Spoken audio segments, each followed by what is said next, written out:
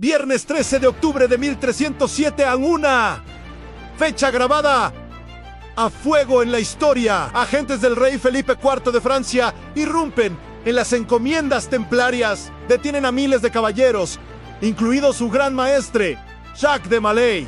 Se les acusa de herejía, de idolatría, de prácticas secretas y obscenas. Comienza un proceso que durará 7 largos y tortuosos años. 7 años de interrogatorios, de confesiones arrancadas bajo tormento, de traiciones y retractaciones. La Orden del Temple, la milicia más poderosa de la cristiandad, los banqueros de Europa, los guardianes de Tierra Santa, está sentenciada. Su destino ha sido sellado no en un campo de batalla, sino en las mazmorras y las salas de tortura del poder. El rey Felipe necesita su inmensa fortuna para sanear sus arcas. El Papa Clemente V, un pontífice débil y presionado, necesita consolidar su autoridad. Los templarios son el sacrificio perfecto. Su caída es un espectáculo diseñado para demostrar el poder absoluto de la corona y la iglesia. Pero el último acto de esta tragedia aún no se ha escrito. El telón está a punto de caer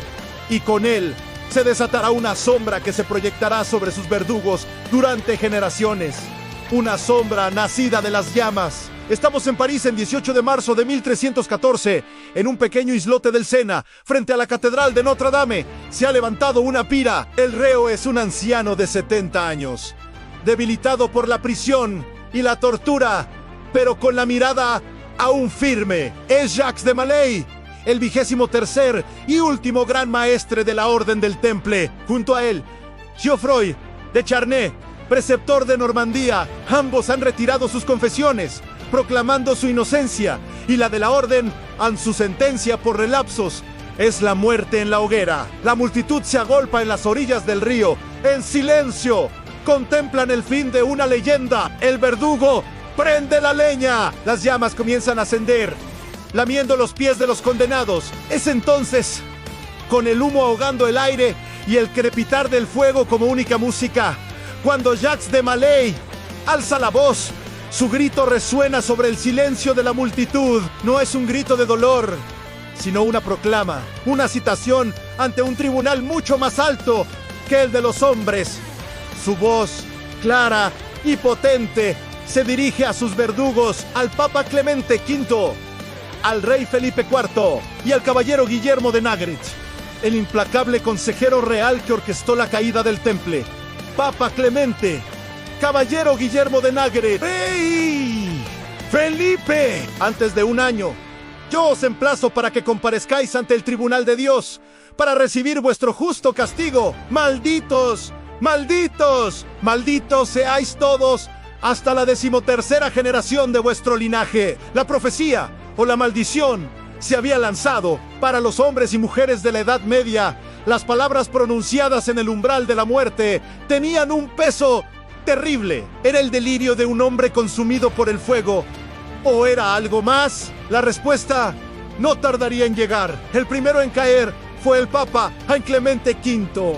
Apenas un mes después de la ejecución de Molay, el 20 de abril de 1314, el pontífice fallece en Roquemaure, víctima de una súbita y violenta enfermedad intestinal. Su agonía fue atroz. Cuentan las crónicas que durante el velatorio, una tormenta se desató con furia. Un rayo cayó sobre la iglesia donde yacía su cuerpo, provocando un incendio que lo carbonizó parcialmente. Como si el fuego que él mismo había ayudado a encender para los templarios volviera para reclamarle justicia divina.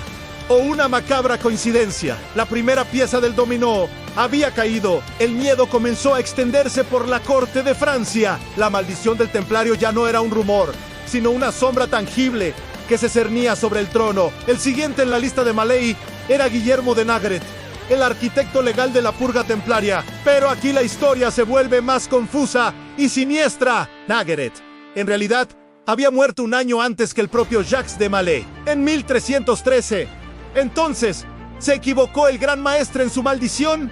¿O debemos interpretar sus palabras de otra manera? Algunos historiadores sugieren que la maldición no era una profecía, sino una amenaza, una sentencia de muerte dictada por los templarios que habían escapado a la masacre. Células secretas, leales a su maestre, que habrían actuado como un brazo ejecutor invisible para ellos. Nugget no habría muerto de enfermedad, como dicen los registros oficiales, sino a causa de un veneno sutil y letal.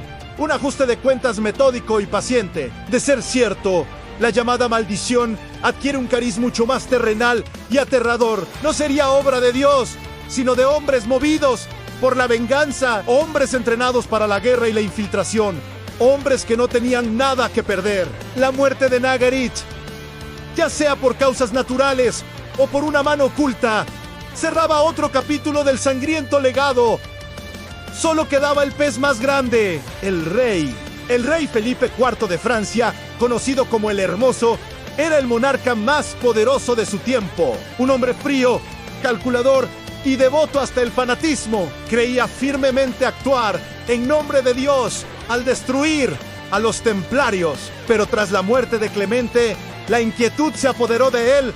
En los susurros sobre la maldición recorrían los pasillos de palacio. Su salud, antes de hierro, comenzó a flaquear. El 29 de noviembre de 1314, apenas 8 meses después de la ejecución de Maley, la maldición lo alcanzó. Durante una cacería en el bosque de Pont-Saint-Maxence, Felipe sufrió una caída de su caballo. Un accidente aparentemente banal, pero las consecuencias fueron fatales.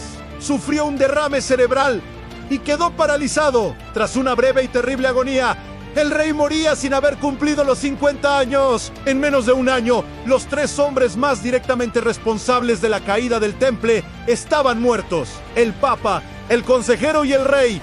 ¿Pura casualidad?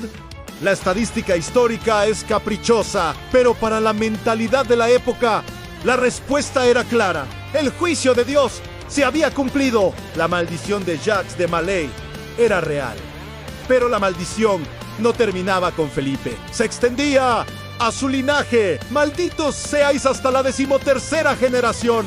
Y aquí, la historia de Francia se tiñe de una tragedia dinástica sin precedentes. Los 3 hijos varones de Felipe IV reinarán sucesivamente, pero sus reinados serán breves, turbulentos y, lo más importante, sin herederos varones que les sucedan. El primero, Luis X, muere tras apenas 2 años en el trono. Su hijo póstumo, Juan I, vive solo 5 días. Le sucede su hermano, Felipe V, que muere sin descendencia masculina. Y finalmente, Carlos IV, el último hijo de Felipe el Hermoso, también muere sin un heredero varón. En apenas 14 años desde la muerte de su padre, la línea directa de la dinastía de los Capetos, que había gobernado Francia durante más de 3 siglos, se extinguió. Este vacío de poder desencadenó la crisis sucesoria que daría lugar a la Guerra de los 100 años contra Inglaterra. Un siglo de devastación, hambruna y muerte para el reino de Francia. El eco de una maldición lanzada desde las llamas de una pira en París, o la simple consecuencia de una concatenación de azares biológicos y políticos. La historia nos da los hechos, la interpretación es nuestra. El último eco de la maldición resonaría siglos después, de una manera simbólica y escalofriante. Nos trasladamos a la Revolución Francesa, 21 de enero de 1793. La Plaza de la Revolución en París, en Luis XVI, descendiente lejano de Felipe, el Hermoso y último rey de Francia antes de la República, es guillotinado. La leyenda cuenta que cuando la cabeza del monarca cayó en el cesto, un hombre del pueblo saltó al cadalso, mojó su mano en la sangre real y la mostró a la multitud gritando: «Jacques de Maley, estás vengado». ¿Sucedió realmente?